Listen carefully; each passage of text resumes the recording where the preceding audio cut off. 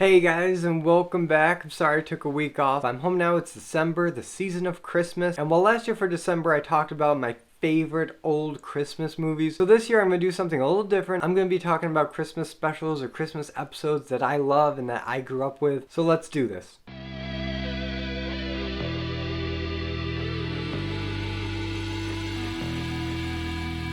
Christmas with the Joker. Yeah, so kicking off this series, I'm going to be talking about the season 1 episode Christmas with the Joker from Batman the Animated Series. It aired in November of 1992 and is one of the best Christmas themed episodes ever devised, even though Bruce Timm has gone on record saying that he's not super proud of this episode. He said that they hadn't fully fleshed out the Joker yet, and that the Joker in this episode isn't really the Joker that they would have developed him into in later episodes and seasons of the show. But for me, I don't see it. I love this episode, and I see it as a very well executed classic Joker story. So this episode opens with the Joker in Arkham Asylum, and of course he escapes, and probably one of the most hilarious escapes that the Joker has ever done, you know, aside from the giant trampoline under the pitcher's mound in the 60s version. Because here he's in Arkham Asylum, and he's singing Jingle Bells Batman Smells, which most of you will probably recognize from the Simpsons. Simpsons really popularized the Jingle Bells Batman Smells. And I was shocked that so many people attribute this song to the Simpsons, and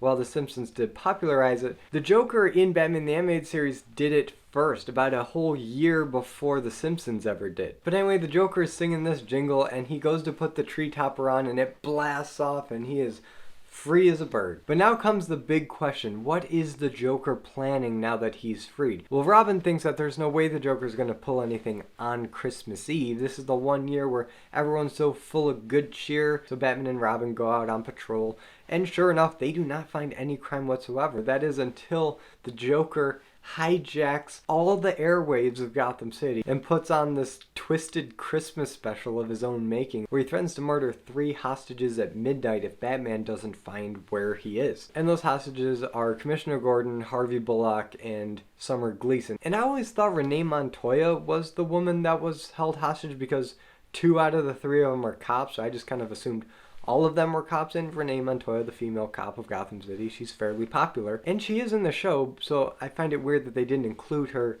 in this lawful family and put Summer Gleason in instead. But anyway, there's 3 hostages. Batman needs to find them, and Joker drops some clues and some false clues and some red herrings to just kind of mess with Batman and Robin and send him on this wild goose chase through Gotham City. And before I go any further, I really do have to give it up to Mark Hamill in this role. Mark Hamill has played the Joker off and on for almost 30 years now, and there is a reason for that. He kills it as the Clown Prince of Crime. He's an awesome Joker. He's both threatening and hilarious at the same time. He's got a hard to place kind of British accent that almost sounds like the Invisible Man, which is why it blows my mind that Mark Hamill was not the first choice to play the Joker in this show. It was Tim Curry. And Tim Curry as the Joker does make more sense in the eyes of 1992. He had just played Pennywise, another killer clown, and he had already done a significant amount of voice work up to that point. And if you want to go for a more intimidating, creepy, unsettling Joker vibe,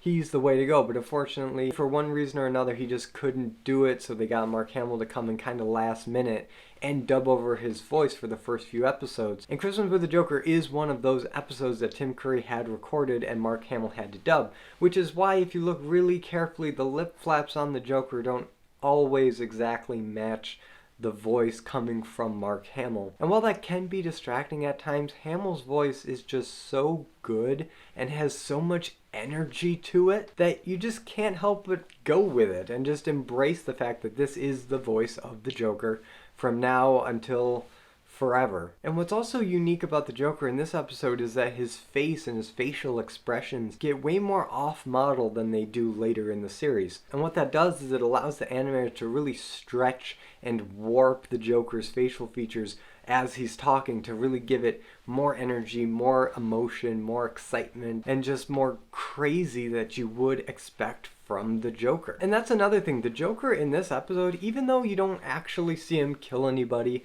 he doesn't do the creepy smile toxin that you've seen him do in other episodes. He is significantly more threatening in this episode than he is in other episodes around this time. The one that comes to my mind is the April Fool's Day episode, The Last Laugh, where he has this barge of garbage that turns everybody into laughing fools and makes them go kind of crazy. But he's not really hurting anyone. Nobody's dying.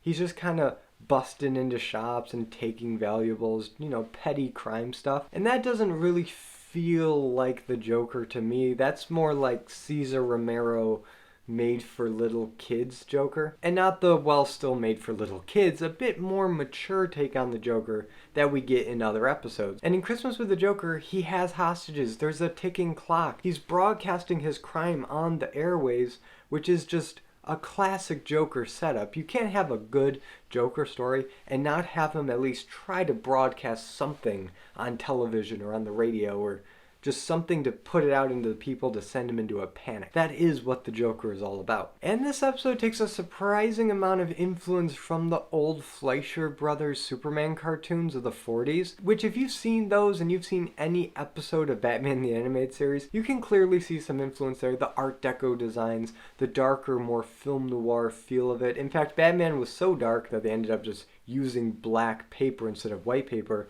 and adding color and highlights to the darkness instead of adding in the shadows. And I feel like that is also something that the Fleischer cartoons did, especially with the backgrounds, at least a little bit, because they also had some very dark and ominous and moody set pieces. But here they take it a step further and really try to remind you of things that you recognize from the Fleischer cartoons. For instance, there's a part where the Joker blows up a bridge and there's a train heading right for it, and Batman and Robin need to stop it. Now in the Fleischer Superman cartoons, we've seen this setup happen, and Superman, being the Man of Steel that he is, he jumps in front of the train and tries to push it to slow it down before it tips over the edge of the bridge and it comes to a complete stop, and then he'll pull it to safety. But Batman is not Superman. Batman cannot just jump in front of the train, he's only human. So him and Robin kind of tag team it. Robin dislodges the passenger cars, those come to a stop, and Batman has to go to the engineer and get him off the train before the train just goes hurtling over the bridge and explodes, which I think is a much more interesting take on it. You can't just stop the train. The train is going to explode. It's going to go over the bridge. There's nothing they can do to stop it, but what they can do is stop the passenger cars and get the engineer out of the train in time, which again adds a ticking clock onto the already ticking clock of midnight where the Joker is going to kill his hostages. But the other really obvious Fleischer reference that I'm surprised I didn't notice until this last time watching it was at the very end when Batman and Robin bust in, but the Joker pulls back a curtain and he's holding a rope that has the lawful family as hostages dangling over this pot of boiling acid, and he's got the scissors ready to cut. And I swear this exact setup was in the Fleischer cartoon with Lois Lane dangling over the pot, and Superman had to jump and save her midair, just like how Batman jumps in this version and saves them in midair and gets them to safety. It's really uncanny just how closely these two shows are related. But as much as this show does borrow from the Fleischer cartoons, it also has some very iconic moments and shots and imagery all its own that are classic Batman. And the first one that I think about is just an iconic image from this episode is the front of the LAFCO toy factory. And I could be wrong, but I'm pretty sure that I've seen this LAFCO toy factory facade used in other Batman media after this show, because it's just such a great image. It's creepy, but it's also kind of innocent. And it just fits so well as a Joker hideout that if it were in live action, it'd be super ridiculous and painfully obvious that that is where the Joker is, because it's got a massive clown face on the front. But in animation and the heightened reality of the world of Gotham City, it weirdly looks kind of inconspicuous with all the weird architecture and everything else around Gotham City. This kind of building just doesn't look as distracting. And I might just like it because I love it when villains have thematically appropriate hideouts that kind of reflect who they are on the inside. I just think it's so cool when they do that. But then you've also got the boiling acid that I talked about earlier, and after Batman saves the hostages, he chases Joker up the scaffolding. Joker trips and is about to fall head first into the acid,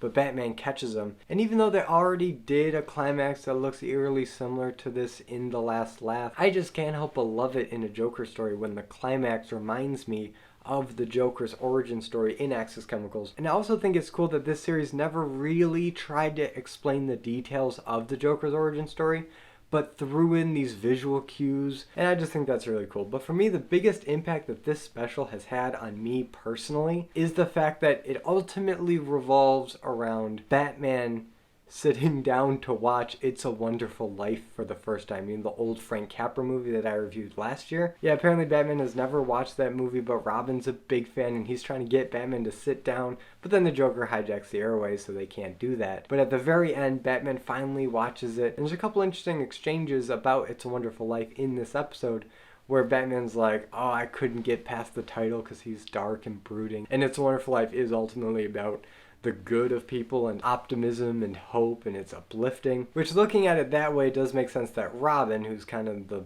lighter of the two, would be a fan and Batman isn't. But also, Robin brings up a point where It's a Wonderful Life is ultimately about the difference that one man can make to a city, which is everything that Batman is about, and it's this episode that made me want to watch It's a Wonderful Life. Now, it took me many years to actually get around to watching It's a Wonderful Life, and having watched it and watch it almost every year for Christmas, I love the movie. It's a great movie. If you want to know more about what I think about it, you can check out the review I did last year. But I would just love to actually see Batman sitting down watching It's a Wonderful Life and seeing his reactions to the different plot points and seeing the comparisons between his life and George Bailey's life, and having this feeling like he's trapped in the city, that it's his burden to bear, and that it's almost torture having to do your duty and that you can never leave because if you do, the city is just going to fall apart. And then seeing the ending where the city finally acknowledges George's sacrifices and gives him back tenfold what he put into the city. And I can't help but feel like Batman would have loved to be rewarded, maybe not monetarily like George Bailey, but just an appreciation and recognition for his good deeds, like George Bailey was at the end of It's a Wonderful Life. And even though we don't see Batman through the whole movie, we do see his reaction at the very end, and he does acknowledge that life has its wonderful moments too, along with the bad. And I feel like using It's a Wonderful Life in this way does a lot for Kevin Conroy in fleshing out Batman's character and his pathos, but it also does a really good job at bringing out the cheerful holiday spirit out of the audience in a show that's usually very grounded and dark and atmospheric, while still not betraying that more somber tone and becoming a Hallmark special all of a sudden. So those are my thoughts on the Batman the Animated Series episode Christmas with the Joker. I think it's a really good introductory episode with the Joker. I think for a lot of kids this is a really good way to both introduce people to who the Joker is and his relationship with Batman and that whole dynamic, while still giving them some good Christmas cheer and atmosphere and all around good feeling to get you ready for the holidays. But now I turn over to you guys. What do you think about Christmas with the Joker? Do you watch it every Christmas? Is it something that's on heavy rotation, or do you think it's not as good as some of the later Joker episodes that we get down the line? But whatever you think, let me know in the comments, and if you like this video, be sure to give it a like and subscribe for more content, and hit the notification bell to be notified every time I upload a video. And as always, I'm Colby. This is my nerdy talk, and I'll see you in the next video.